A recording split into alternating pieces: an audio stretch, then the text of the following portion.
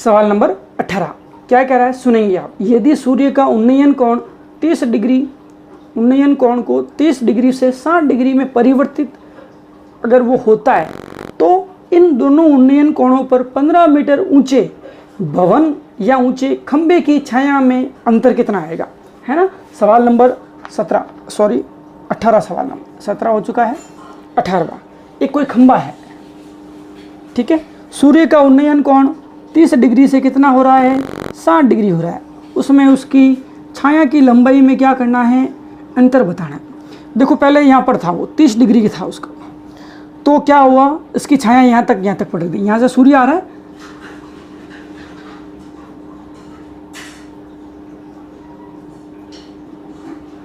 जैसा भी चित्र बनना है सहन करना है, ठीक है। ये सूर्य है, यहाँ से उसका 30 डिग्री पर जब बन रहा था तो यहाँ तक छाया पड़ रही थी। इस खंबे की छाया कहाँ तक थी, यहाँ तक थी। फिर उसके बाद जब वो कोण कितना हो गया, 60 डिग्री हो गया, तो यहाँ तक छाया पड़ने लगी। पहले कितनी थी यहाँ पर, अब कितनी है यहाँ पर। वो कह रहा है कि छाया की लंबाई में अंतर कितना होगा, क्लियर। तो उसके लिए आपको इसकी लंबाई दे रखी है 15 मीटर खंबे की। अब इसके लिए आपको एक क्या बनाना है, बढ़िया ABCD चित्र बना दीजिए। अब आपके लिए खास बात जो आपको आपके टीचर्स ने या स्कूल के अंदर कम जनों ने बताई है, बहुत अच्छे से टीचर्स वैसे पढ़ाते हैं, फिर भी मैं आपको कहता हूँ इसके लिए आपको ध्यान में क्या रखना है। जब भी 2 थीटा दे रखे होते हैं, 2 कोण दे रखे हैं, उसके अंदर आपका हमेशा 7 कौन देगा, tan थीटा देगा। कौन देगा, ध्यान रखने वाली बात, कौन देगा 7, जब 2 थीटा आएंगे काम में, कौन देगा, tan थीटा का ही यूज़ करना है और कोई आपका साथ देने वाला नहीं है। बहुत कम सवाल है, 1-2 ही हैं जिसमें साइन का भी या कॉस का भी यूज़ करते हैं, लेकिन 100% कहूँ या 99.99% कहूँ तो 2 थीटा वाले सवालों में tan थीटा का यूज़ करना है। अब देखिए क्या करना है, क्या करेंगे अपन, त्रिभुज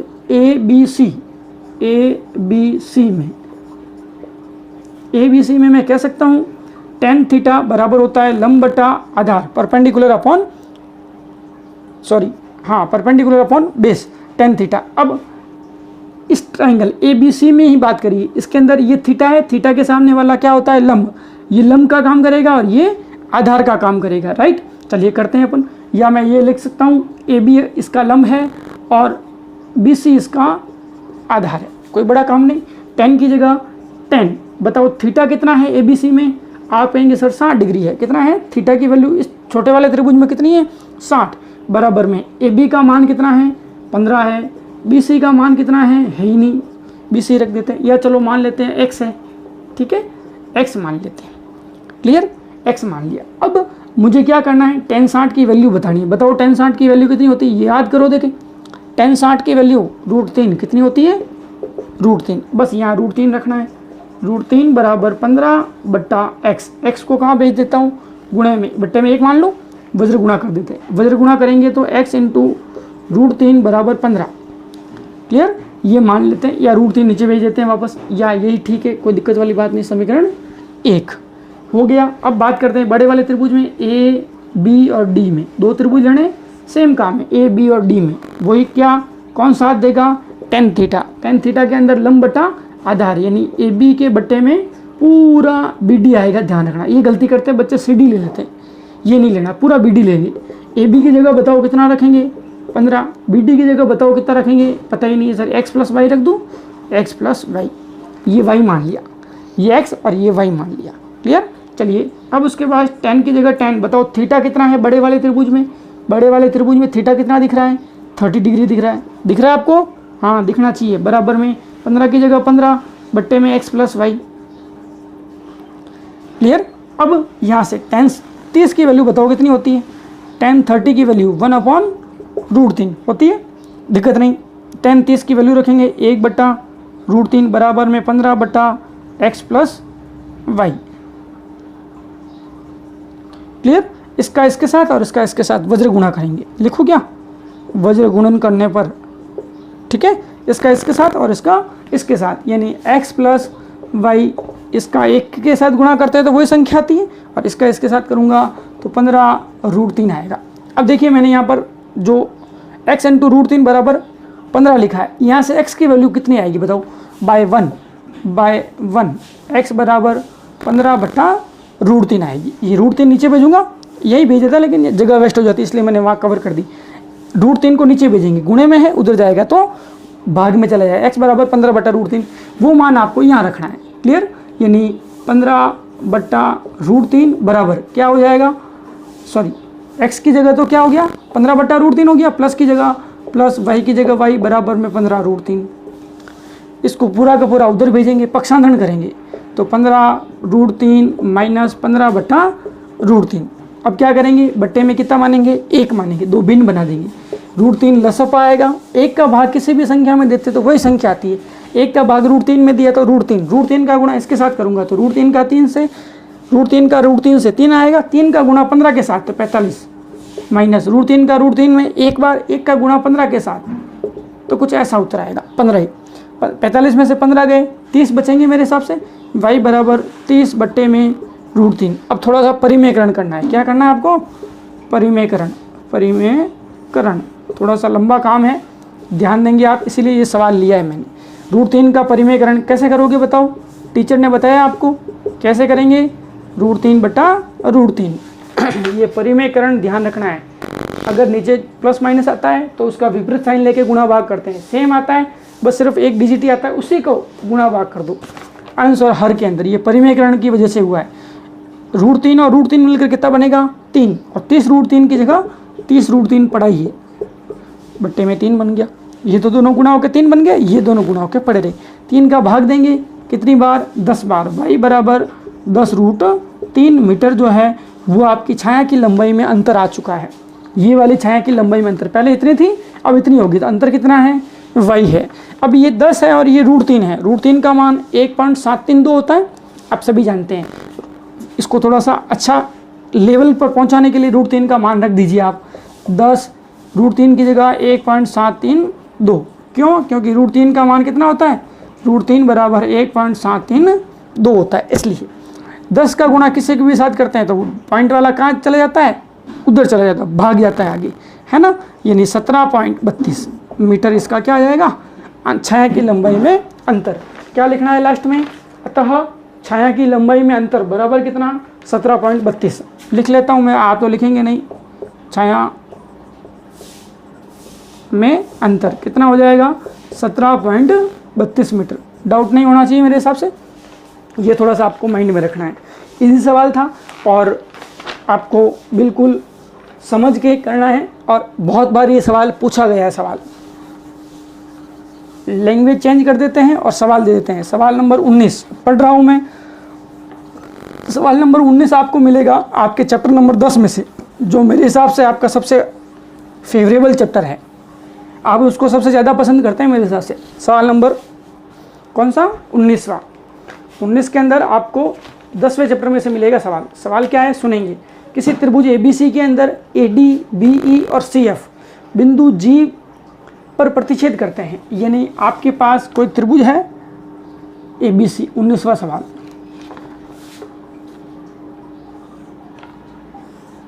ABC आपके पास कोई त्रिभुज है इस तरीके से A, B और C।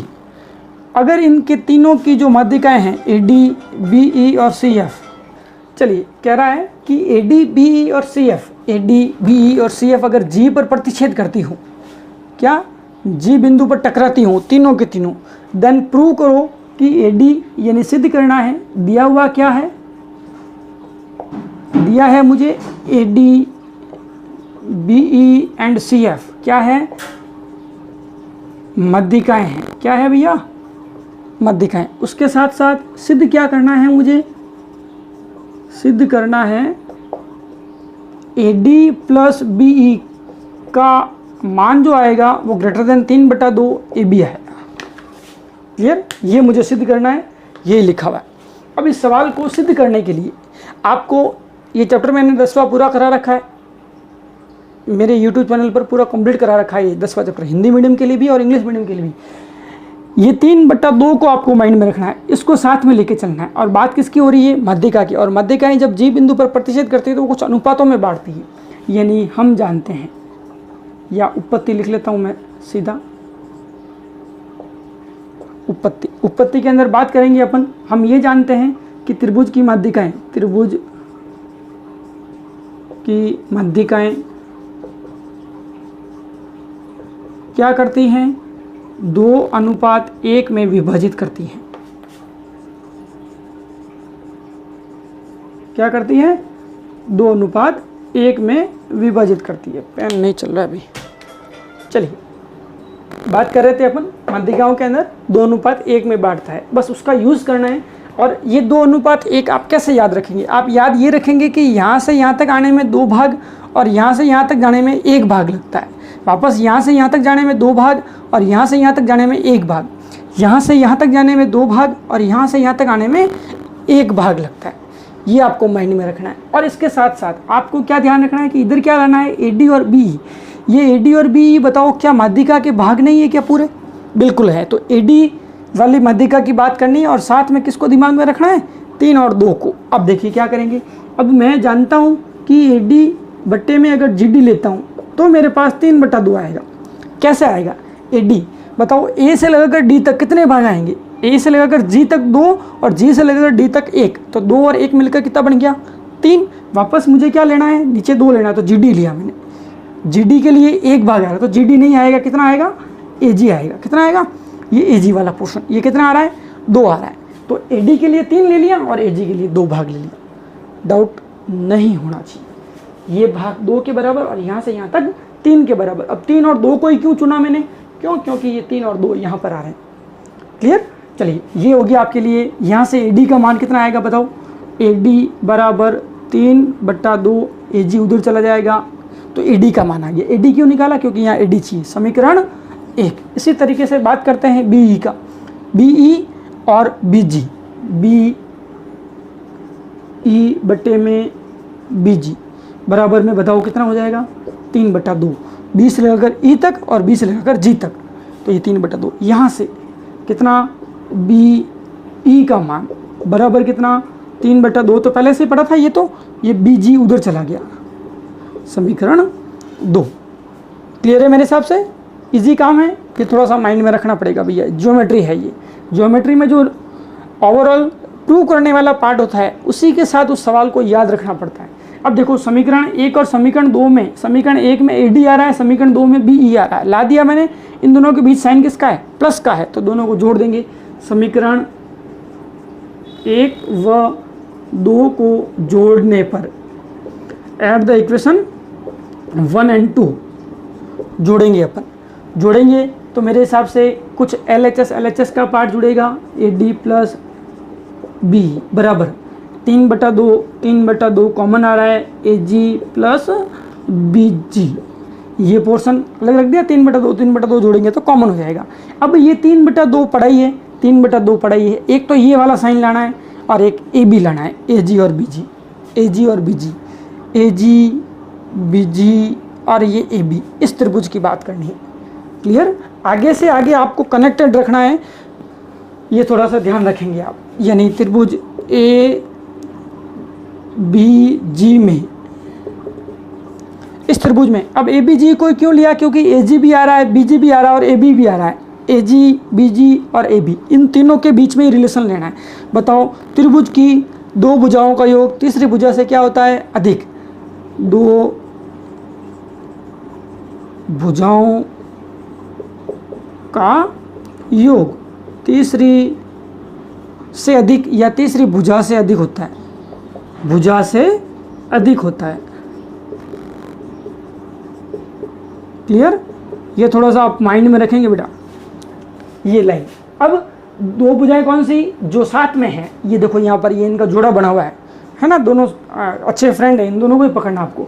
इन दोनों का योग यानी AG प्लस BG, 2 को जोड़ूंगा तो तीसरे से क्या आएगा, अधिक आएगा।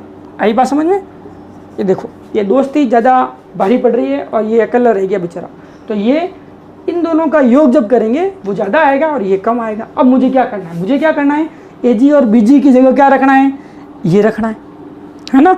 और उसके बाद ये जो बराबर का साइन था ये किस में कन्वर्ट हो जाएगा, इस वाले साइन में। तो मैंने साइन भी ला दिया और AG BG को गायब करके कितना ला दिया, AB ला दिया। अब समीकरण इसको मानना पड़ेगा, समीकरण 3। क्या मानना पड़ेगा इसको, समीकरण 3 मानना पड़ेगा। यानी ये क्या कर देंगे, इन 3 समीकरण 3 में रखेंगे इस पूरे को। तो इधर क्या पड़ा है, AD प्लस क्या पड़ा है, बी ई, दो चीज़ पढ़ी है। पढ़ने के बाद यहाँ बराबर, यहाँ क्या हो जाएगा, साइन चेंज, 3/2 की जगह 3/2, ब्रैकेट की जगह ब्रैकेट ए जी प्लस बी जी की जगह क्या चला गया, ए बी चला गया। डाउट नहीं होना चाहिए, हैंस प्रूव हो गया।